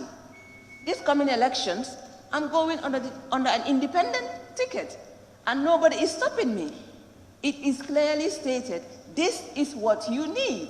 So if we say that elections are through regions, it doesn't matter whether you are a market woman, whether you are a director, or whether you are from a political party, or whether you are a school teacher. As long as you qualify under the laws of the Gambia, irrespective of how you can apply to contest under the region to be included in those 14 women. So that's how they are going to be elected. We cannot clearly define that because how members are elected are not clearly defined in the Constitution. We just follow how the 53 members are elected and follow suit. Of clarification, Madam. Member for Talinding, also, thank you very much for supporting the bill. Jara East also. Busumbala made inquiries as to whether proper consultation was done. We started this in November of 2020. We are now in 2022. It was presented to the National Assembly, I think in April, in May, June of 2021. So we did take our time. We consulted one of the best female lawyers in this Gambia to be our consultant. And we worked with her night and day. We also engaged the draft constitution, which we all know had some limitations, but also had some good reservations for women. So that is why I quoted the draft constitution in this bill, because it was thoroughly consulted, and we also looked at best practices in this region, not only in the region, but in the world, with the best female lawyer one of the best that we have in this country. And she was around, actually. Maybe she's stepped out, but we should also thank her for the time she's given us. And also, Busumbala mentioned social awareness of the people. If you look around the assembly today, you will see people from across the Gambia. So that showed that proper consultation, sensitization, awareness was done to bring people. Even during the first reading, you saw people coming from across the nation. So consultation was done. And be rest assured, once the honorable members of this August Assembly are kind enough to pass this bill, that is when the work will start, because you will see more than 14 women in this assembly, because 14 is just to reserve, but that is not stopping them from fighting with us for these 53 seats. But pass this bill, and your seat will be easier for you to win. Rather than for them coming for your seats, they will go for the 14, and you will have a safe way back to your seats. So I think, yes. So Bakau, yes. Bakau mentioned contradictions. Where's Bakau? So contradiction, I looked at this. I think the objects and reasons are very clear. So if you can pinpoint the contradictions to me, I'll be very happy to confirm to you that there are no contradictions. So if you can send them to me by note, I'll be happy to confirm. Because it says extra, and extra means additional. Extra 14, 2 from each region, and 2 for the physically challenged. So that is plain and simple, and I don't see any contradiction to that, honorable member. And Sami, yes, it's true, there is no discrimination, and again, there is no wrong timing in Parliament. We have, actually, we have limited time, so we must make good use of the little time that we have. I would have expected you to say, let us rush and pass this today so that we'll all go home, get hugs from our daughters, get hugs from our wives, and move on. But timing, there is no such thing. Even in our Constitution, there is no such thing as timing. Thank you very much. Jara East also timing and consultation. Again, same, we've done the consultation. And yes, we have done the consultation. And you mentioned the provisions was taken from the draft constitution. We took the concept from the draft constitution. Nothing can be new because the world has been in evolution. We recycle, we redraft, but we do that to improve. There is no such thing that we can bring brand new after being in existence for 57 years tomorrow. So we have lived it, we have seen it. What we are trying to do is to improve, but we cannot bring anything new. And you also posed a question, Jara East, as to whether this is to empower the elite. The section of the Constitution that says that members can contest from each constituency, does that say elite? I don't see any elite here. I see colleagues, I see Gambians. We are all Gambians. We are all Gambians. Honorable Speaker, in Gambia, there is no such thing as class in our Constitution. We are all equal. And like some members were emphasizing, they were emphasizing on the equality. So I think that mention of elite or class might have just been an opinion. So I will just ignore that. And also, the election laws, he also mentioned, this has got nothing, it's not going to change the election laws. Be rest assured of that.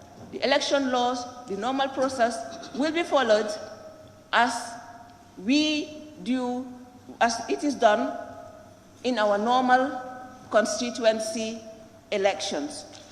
So again, it is not going to change it. We are only emphasizing on the increment of these specific seats, adding 14, 2 from each region, and 2 additional for the physically challenged, but it is not changing anything apart from adding those 16.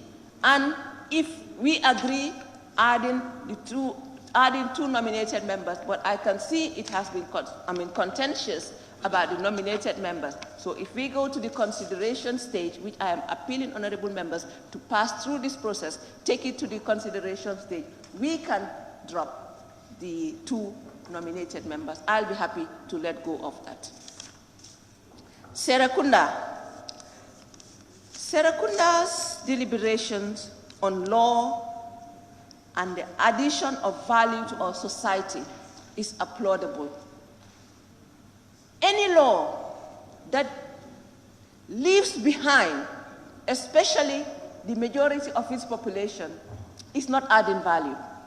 So thank you very much for bringing that to our attention, and we will make sure that when we make laws not in vacuum, but we make laws to close vacuum. And also, you did mention the Women's Act, but I would also want to bring to the attention of this August Assembly that even though there's the Women's Act, it would not be implementable if this is not in our Constitution, because you cannot force somebody to bring in you cannot force this assembly for a female to win if they contest with men and the men have the upper power. It says present. It doesn't say you must win. But this one is guaranteed because it is specifically for women. So it will be occupied by female. Members can bring, some parties can bring 30% in different constituencies. And those women would lose the elections because they might be contesting with men. And different parties can send different women in different constituencies. And they might all lose. They would have fulfilled the provisions by presenting the 30%. But that would not guarantee the member coming to parliament. Only this will guarantee, yes, it is not 30%, but it is 20-something%. At least the provisions of the protocols that we have ratified, we can start implementing them by giving at least a guaranteed 20-something, and then the rest, members like myself, can fight and come to parliament. Members like Fatou Jawara, like Kadi Kamara. They can influence more women to contest amongst those 53, because be rest assured, with this going through and with the 14, if women see a lot of women sitting in this parliament, it will give them the courage to contest those extra seats. And yeah, like you mentioned, they are only temporary, specific measures. And this would ensure that it doesn't remain temporary forever. It will address it, and those temporary measures will be removed, and then we can proceed. And like you've rightly mentioned, if the wrong is rectified, this can be expunged. It is only an amendment. Another amendment can be brought forward to remove it, because then the equity part could have been achieved. So there's no need to fight for something that you already have. We are not saying that there's no equality, but we are saying that we want equity. And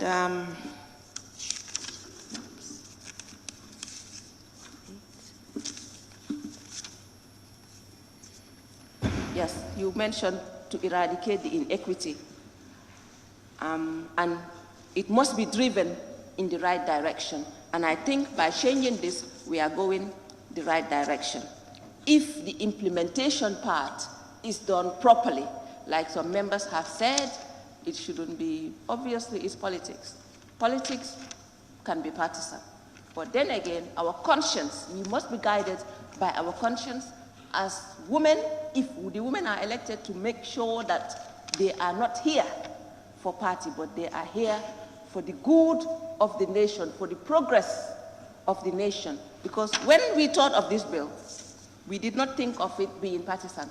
We thought of it as closing the inequity gap, progressing our nation. And I think that will be done. And also the honorable member said, why are we asking for the 30% minimum?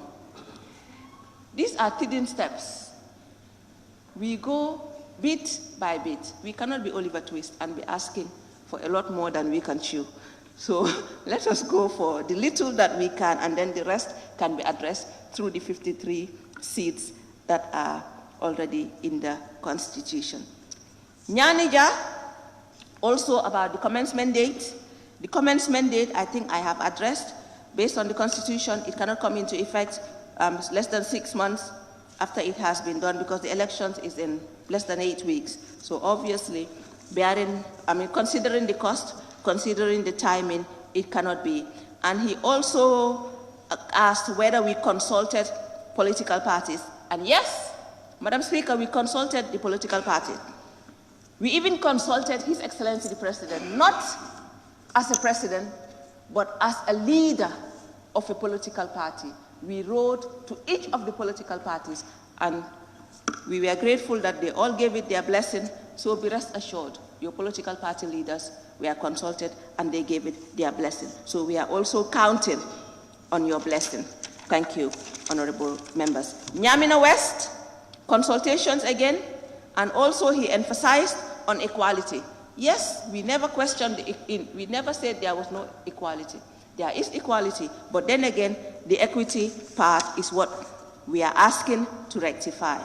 Kiang Central emphasized, thank you for bringing our attention to our international obligations, especially the MDGs, which are now the SDGs, and also our elections and selections processes. We are not saying that any executive is selecting. Nobody, obviously, our political parties selected us, but it is the electorate that elected us. And it will be the same process again. In as much as your political party wants you, if the people there do not elect you, so it's not selection, it is election. Be rest assured of that. Jara West also asked whether we consulted the ministry, and I think we've been vindicated because the minister herself was seated. If she wasn't consulted, she wouldn't have given us the time of the day to come and attend. So like you have seen, she's been consulted. Technical advice, yes. We had the best, one of the best lawyers. Again, Jara West asked about the selection and the elections. Again, it's the same as the normal constituency elections. It's nothing new. There won't be no demarcations. We already have the 7 regions. Ilyasa also mentioned about consultation. And he mentioned also that we should consult religious leaders, if I had him right. We consulted all walks of life because this is representation. Representation shouldn't have any discrimination. So be rest assured. And when it comes to the implementation also, we will continue with our consultation.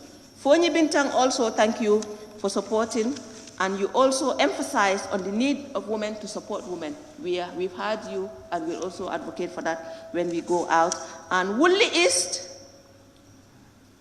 you mentioned the clear objection, the date on the title. You also mentioned the date on the title. The date I have already addressed. The date, because it was gazetted, the first gazette was in June. So we were hoping that June, July, August, September, 3 months, and then the additional 10 days, we were expecting it to be tabled in November. If it had passed November, December, January, February, March, April, if it had passed in September, it could have been effective in this election. So that can also be altered in the consideration stage.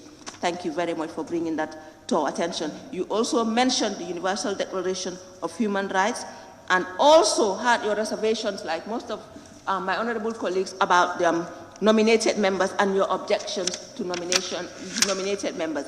Again, as a member, I cannot take a right that somebody already has. If it was included to drop the 5 nominated members, we could have advocated. But our intention was to reduce it to 2. And if that is not approved, we cannot touch the 5 nominated members that are already there, because we cannot use up somebody's right. We can change, but we cannot take everything. So if we have any issues, we will drop the 2 nominated members and go ahead with the 14 from 7 regions and the 2 from the physically challenged and make it 16 and let go the 2 nominated members. Nyamin Opa Nyomi, the need for further consultation, I think we cannot do any more consultation. This was taken, the concept was taken from the draft constitution. The draft constitution, we all know, there was thorough consultation. We also spent 6 months with this consultation, because if we have members from political parties, when we visited the political party leaders, we went with women from each of the 7 regions, and that there can be no further consultation than the 7 regions that we have. So that has been done, be rest assured. Honorable Member for Nyamina Dankunku, Minority Leader, thank you for supporting us from the start as well. And like you said, the provision of the Women Act cannot be implemented fully without it being provided for in the Constitution. And this is the only way it can be done, by passing this, and then we proceed and give the women the support that they need. Banjul South, thank you for emphasizing on systemic, Banjul North, thank you for making emphasis on systemic discrimination, and also the need to respect the human rights. Hence, you mentioned the form of protection that is needed. We thank you, because we all know that this is close to your heart. You are the chair of the Gender Committee, and I know that you would want to see this passed, but then done the right way, because we all know, as lawmakers, we don't just want to haphazardly pass laws.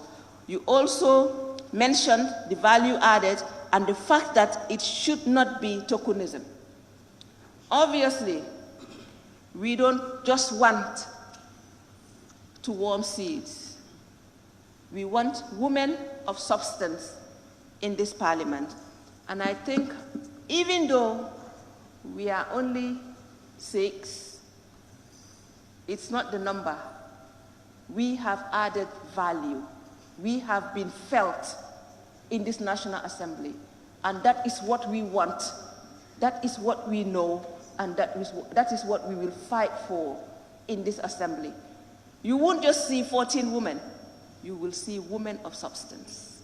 And that is what we want. So be rest assured of that.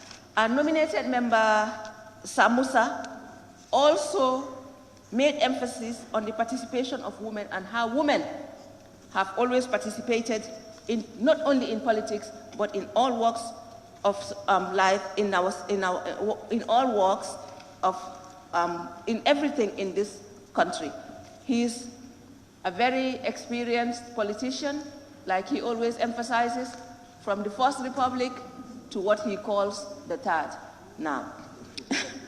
And Honorable Deputy Speaker, you also drew our attention to the many amendments of the previous administration.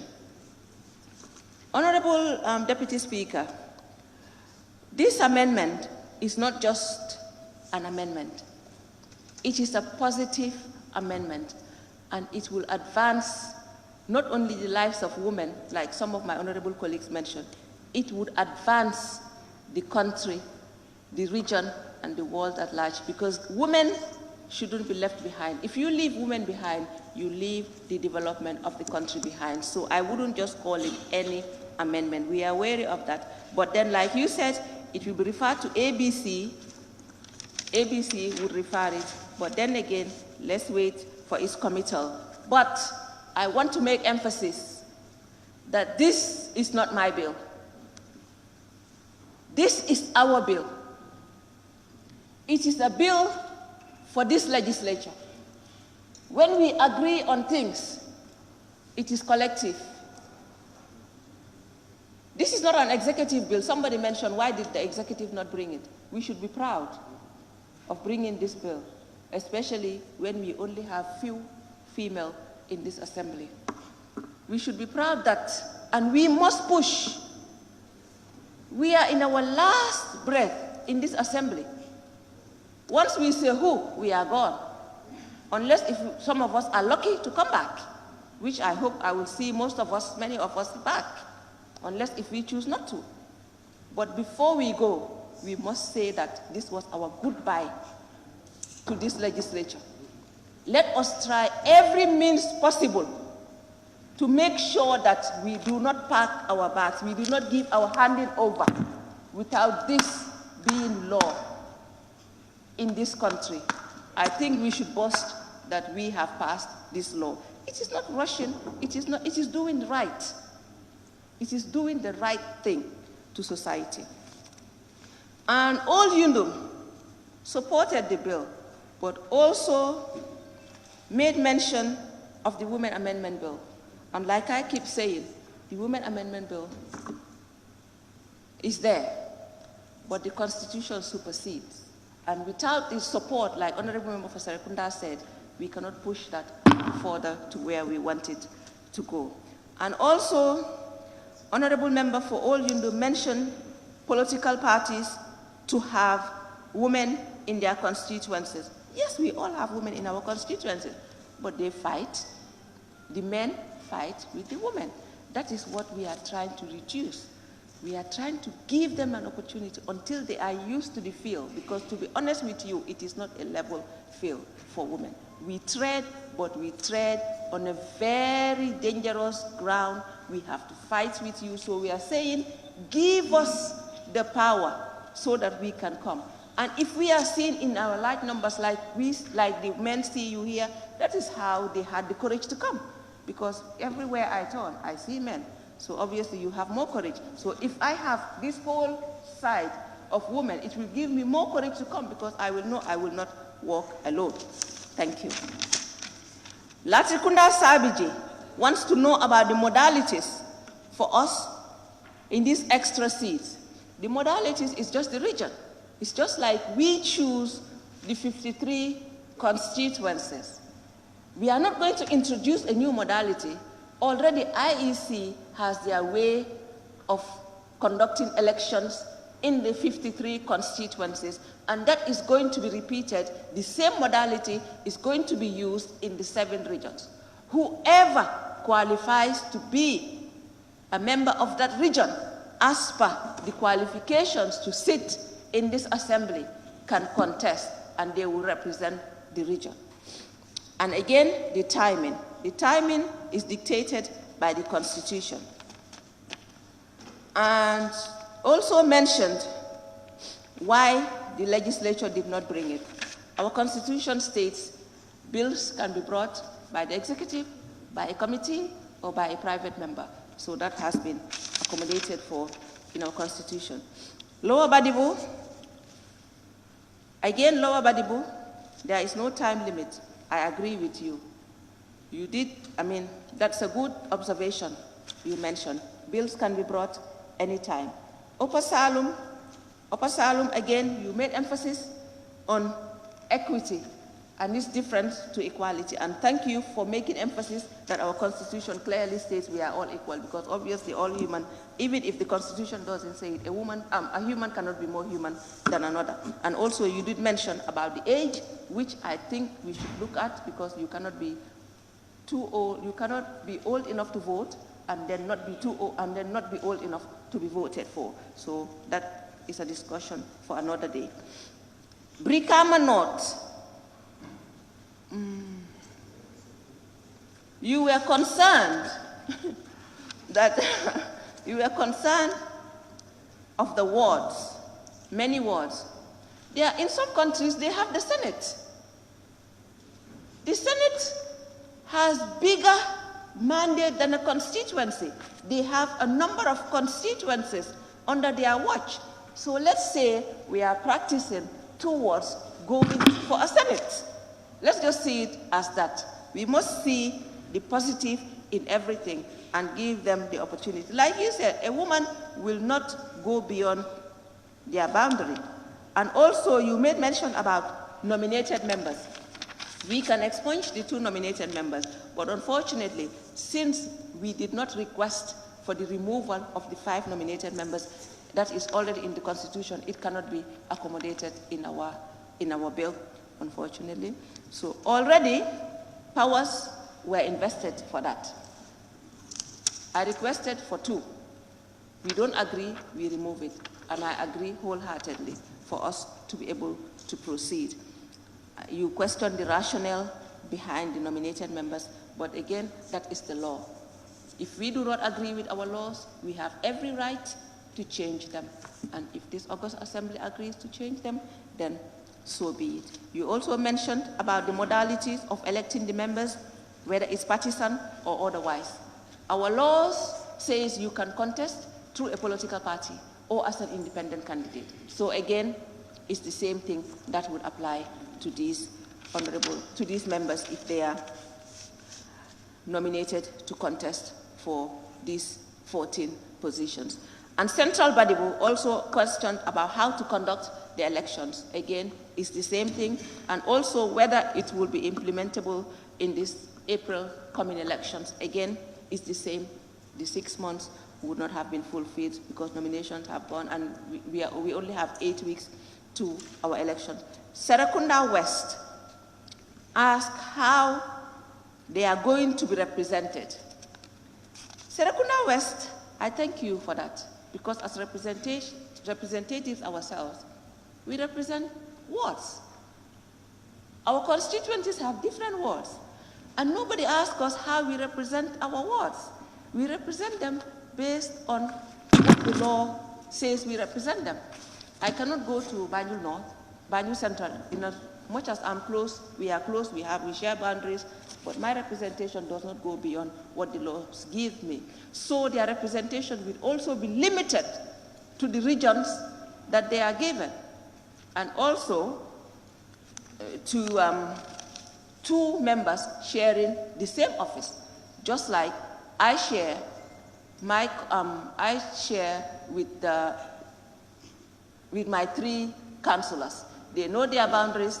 I control all 3 wards. They control 1 ward. So also you will control your constituency. They will control the whole region. It's the same principles. And also,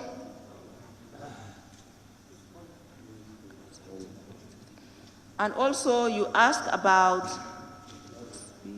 asked whether we would have a role in making laws. But that is I think that is our job. I didn't understand what you said, but you said, must we not do our work? You said, why did the executive not bring this bill? Must we sit? We are lawmakers. The Constitution gives us the right to amend, to bring bills, to make laws. Must we sit and wait for the executive to bring laws? I think we should be proud of ourselves to be able to bring laws. We've amended the Constitution here, and that was to our own benefit. Now we should be proud to open up, like Honorable Member for Latikunda Sabiji said, for Busumbala said, had it not been the demarcation of constituencies, he wouldn't have been here. So we should also be proud that we are opening the doors for more women to come. We shouldn't be the block of the forest. We should be the doors that open the forest for more light to come. Madam Speaker, I think I've answered all their concerns. If I have left anything, do remind me. But I'm appealing to honorable members to make sure that we proceed to the next stage. And if anything can be amended, we go to the consideration stage and amend it as we wish or as we think is best fitted for our country. Thank you very much, Madam Speaker. Thank you. No, Honorable Member for Busumba, your issues have not been responded to. It's just a clarification that I want her to.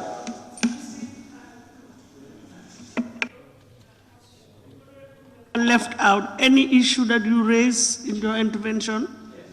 Yes. Can you seek for clarification, please?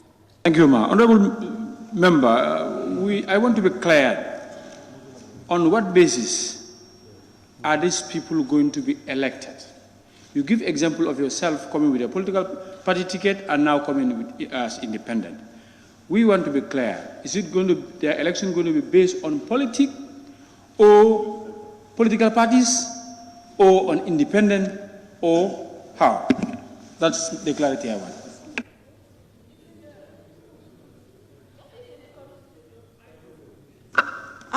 Madam Speaker, can I just go one section, sir? Can I just go back to the Constitution? If you go to 89, oh no, hang on. National Assembly members, is it 88?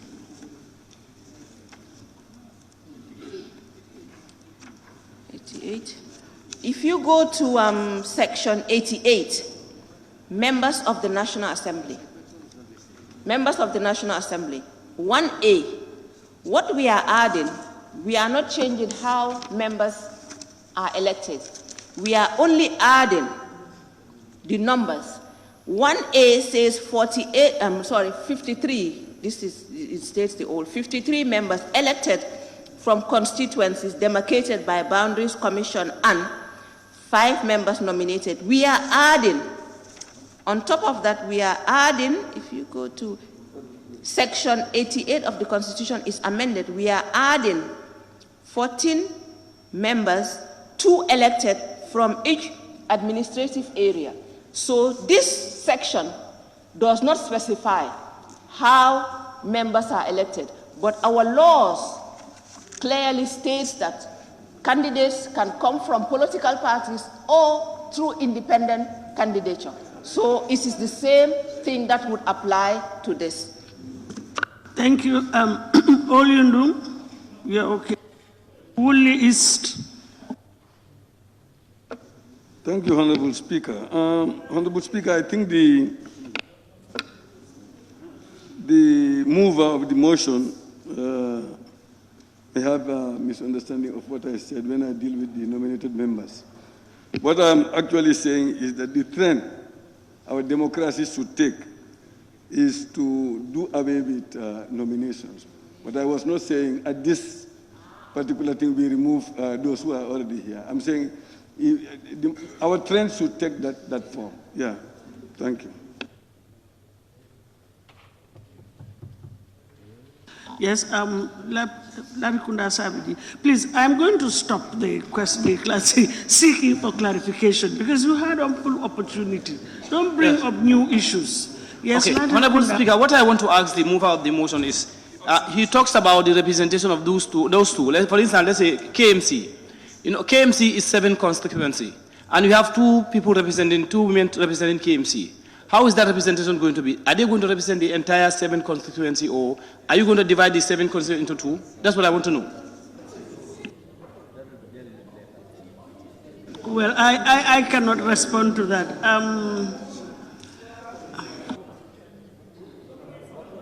Opanyomi, the last one, please. Yes, thank you very much, Honorable Speaker, for giving me the opportunity. Honorable Member for Banjul South.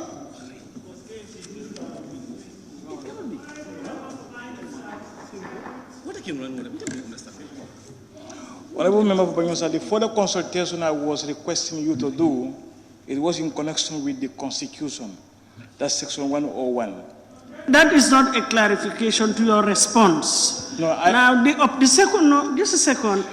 the opportunity that you now have is in case she has not cleared or responded. Yes, she has not clearly responded to my question. No, but you are saying the first thing that you should have done.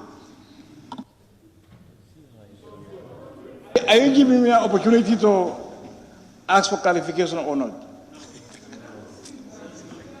No. No. Thank you. Thank you, Madam Speaker, for being so generous to me. Yes. Honorable Member, I was asking you to make a further consultation in relation to Section 101, Subsection 4, where when these people come, when this bill is passed, it's going to incur a cost to consolidate the revenue fund. And which is true.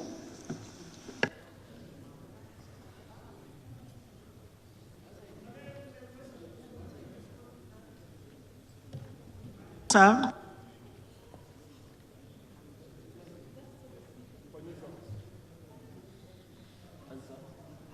I mean, it's on my bill. Madam Speaker, yeah, the honorable member is directing us to 101.4.2, right? If I'm right.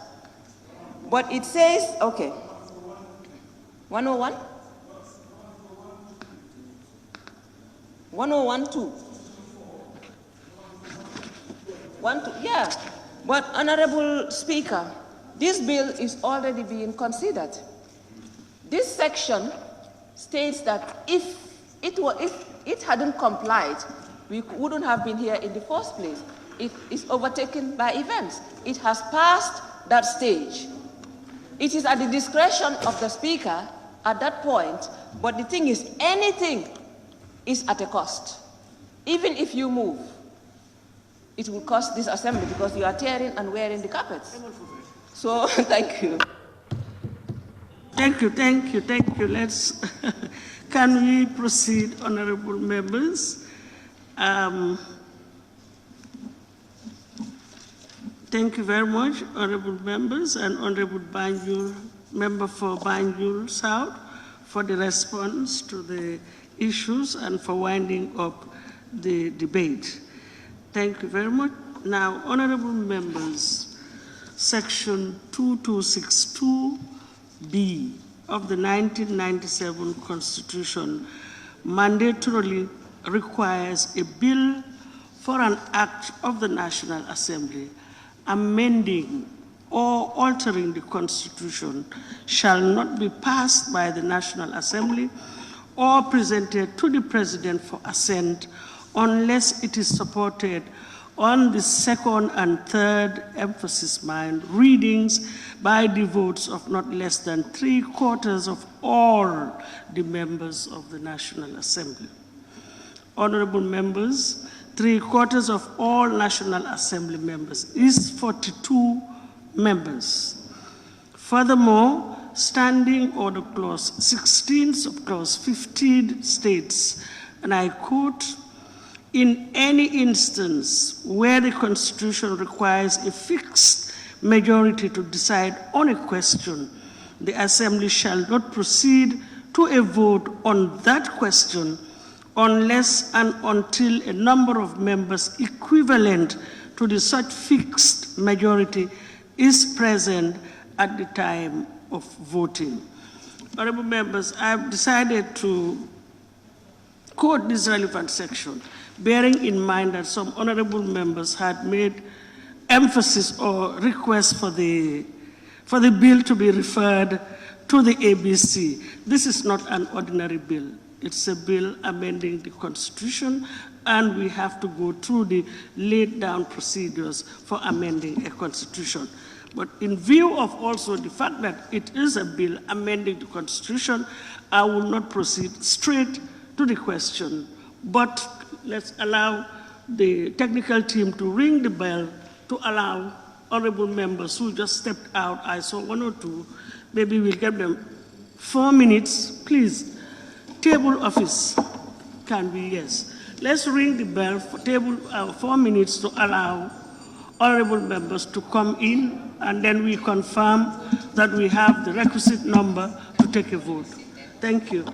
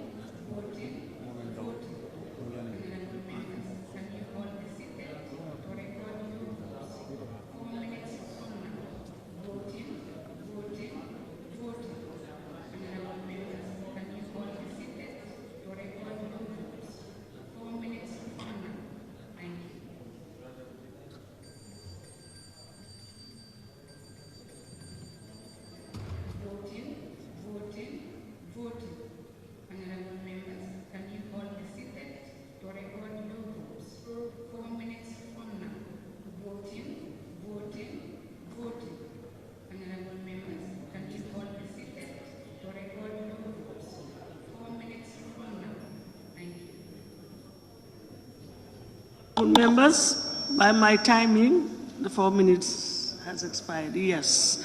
Thank you very much. Honorable members, may I request the table office to confirm the number of honorable members present in the chambers before I proceed to put the question. Please, table office, can you help with the counting so that we confirm the, no, not the honorable members. The table office will do it. Thank you.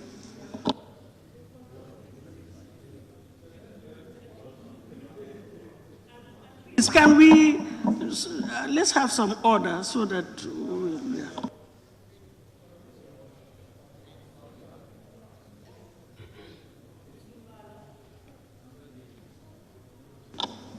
Honorable member for Busumbala, please, can we have some order? Let's allow them to do the counting.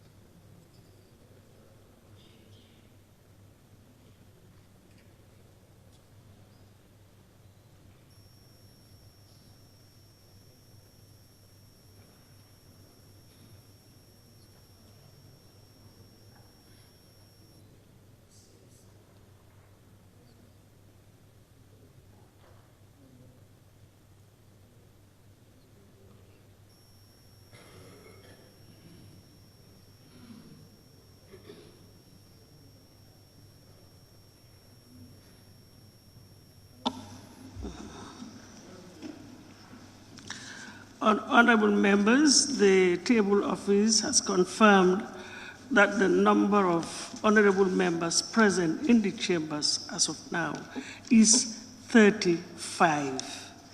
35 members present. And we all know, as I said earlier on, the threshold is 42 for the vote to be carried on. But I want to exercise my discretion to suspend the voting till Monday to allow honorable members to be present. But on Monday, we will have to proceed with the voting, whatever the number. Thank you. If it is less than 42, if it is more than 42, we'll take the vote. But procedurally, I think if it is less than 42, then we know what to do. Thank you. So, thank you very much. And on that note, I'll thank everybody. Thank you very much for your contributions. I think it has added value. Can we please, this session is still on. It has, your contributions have greatly added value, actually, to the debate. And I thank you very much, Honorable Member for Banjul South. Thank you also for the initiative, not forgetting our female colleagues who are here with us. And on that note, I'll put the question, be it resolved that this August Assembly do stand adjourned till Monday, the 21st of February, 2022 at 10 a.m. Those in favor, please say aye. Those not in favor, say no. The ayes have it. The Assembly now stands adjourned till Monday, the 21st of February, 2022 at 10 a.m. prompt. And I thank you all for your kind attention.